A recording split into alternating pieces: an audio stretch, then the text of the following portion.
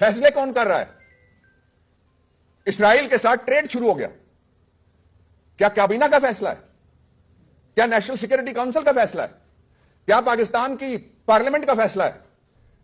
کیا یہ وزارت خارجہ کا فیصلہ ہے؟ یا یہ بند کمرے کا کوئی فیصلہ ہے؟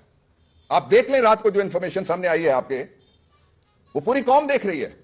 یہ غداری ہے فلسطین کے کاز سے، یہ غداری ہے قبلہ اول سے، اور یہ غداری ہے اس سارے موقف سے جو حضرت قائد اعظم علیہ رحمت نے اپنایا تھا کہ two nations theory with the capital of Palestinian in Jerusalem, کہ وہاں دو اقوام، لیکن جو قبلہ اول ہے اس کی وہ ہوگا فلسطین کا دارالخلافہ. یہ اس پورے کاز سے، قائد اعظم کے کاز سے بھی غداری ہے. اس کی وضاحت کریں خاص طور پہ وہ مولوی صاحب جو کہتے تھے عمران خان یہودیوں کا ایجنٹ ہے.